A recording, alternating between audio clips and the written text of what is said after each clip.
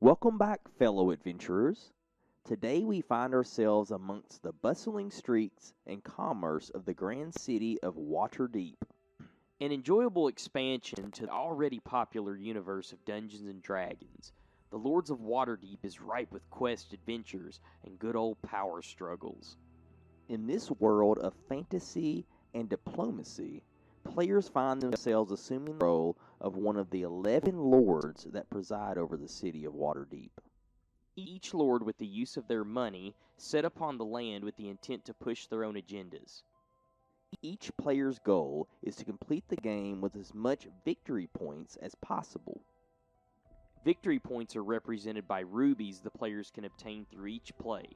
Players also keep track of their VP obtained by moving their assigned marker around the board. The person with the most VP at the end of the game becomes the winner and the greatest lord of Waterdeep. So how does one obtain VP? Well, there are a few opportunities, one being through the completion of quests. Before we go any further, it's important to know that as such a high figure in the community, you cannot be seen doing any sort of seedy activity or even getting your hands dirty for that matter. This is where agents come into play. Each lord will oversee a different tavern represented by the player mats. Each tavern provides the players with agents that will do whatever bidding is needed. Agents are key in helping to get quests completed. They do this by recruiting adventurers. Adventurers. Now things are starting to get interesting. You see, adventurers come all over in search of opportunity and pay. They are represented by different color blocks that will be put into play by different actions. So, the lords send agents to recruit adventurers. Adventurers help complete certain quests. Now it's coming together. Right.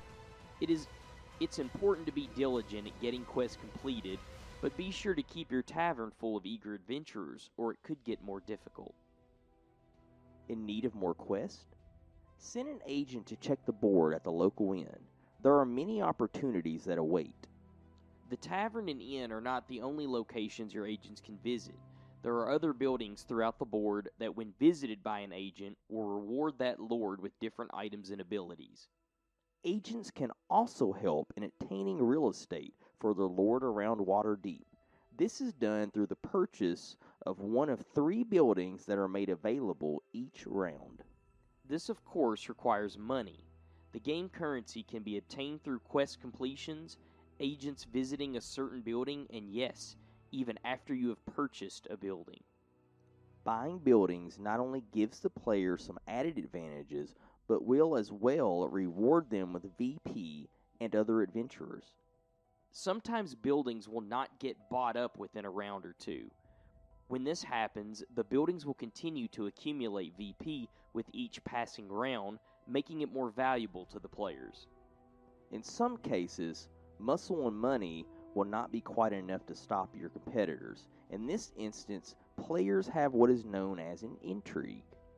Intrigue cards provide each player with the ability to manipulate and hinder their opponents to help them progress to power. So, with all that being said, take a seat at the tavern and let 2 old adventurers tell you of the Lords of Waterdeep. The Lords of Waterdeep. So this is actually a game that was suggested to us by a close friend of ours. Yeah. I think it's a little more popular than maybe some of the other games we've tried before. It seems like more people that we met know more about this game. Yeah. Played it before. But it was recommended, and I had never tried any of the Dungeons and Dragons board games. There's actually more than one. This is just one of the quite a few that they have on top of the game itself, Dungeons and Dragons. But I thought it was a good one to try. It was definitely not too hard to learn. It's a pretty easy game to figure out. Right. Yeah, it wasn't too bad at all. It's a little bit different in terms of, well, I guess you made a good comparison too. You said it was sort of like, what was the description you were giving it earlier? Well, it's kind of like a fantasy Monopoly. That's a good way of saying it. Yeah. A fantasy Monopoly. What made it seem that way to you? Because the objective is to acquire properties to gain influence, power, I guess. Right. In terms of the game story. To win the game, right. You acquire properties to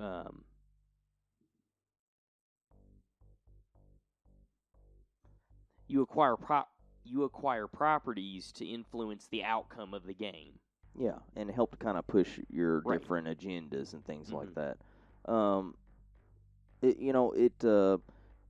It moved pretty fast. So it's not an extremely long, drawn out game. I definitely liked sort of the ability to sort of influence sort of the what am I trying to say? The events that are taking place. You can sort of change that change the narrative not only by buying buildings and having agents throughout the map, but certain quest and intrigue cards actually sort of put permanent effects into play. Oh, right. Yeah. And through that, you sort of had the game almost sort of changed as you had these different effects putting into play. Right. So things that you didn't have to deal with before are now a new functionality. It's a new element of each right. move. Yeah. And I really liked that. I thought that was kind of unique about it. What's your thoughts? Yeah, I agree. I thought this was really cool. I'm a big sucker for the RPG fantasy kind of stuff. So naturally, Dungeons and Dragons was kind of cool because as far as the content of the cards and what you're reading and the adventures and stuff, it's all really well tied together in a universe like that. Something I did want to note was I thought the game itself, like the actual cards and the blocks and stuff that we were using, all of the pieces were actually really good quality. Oh, I I noticed agree. the It was cards were very nice. detailed. Yeah, Very detailed. really cool pictures. The art was great. All the little pieces are very well made. I did like how the actual container itself had kind of its own setup where it held all your pieces for you. You can actively interact with it, grabbing things throughout the game. I could definitely tell it was a Dungeons and Dragons games because I could tell for all the detail and stuff that you see on the board and on the cards, a lot of what was playing out was you could definitely tell you had to kind of use your imagination to sort of expand upon it, right? Because each card would have sort of have some literature on it that would talk about this event or whatever, and kind of give some detail that wasn't necessarily important to the play, but it just gave more. I could see somebody who's really into the Dungeons and Dragons atmosphere, really playing into it and really role playing and even becoming their character, their Lord of Waterdeep, and really expanding on that role. Maybe even I can see maybe somebody pulling that into an actual like story Dungeons and Dragons game they have with their buddies or whatever. So I really enjoyed it. I definitely. It's once again it's one of those we try them out a lot with just you and I, but it's always seems like most of these games become a lot more exciting and more fun the more people you get involved. Right. I could definitely see adding in more people along with us could really cause a lot of different things to happen in the game and be really exciting and fun. Absolutely, just a lot more going on.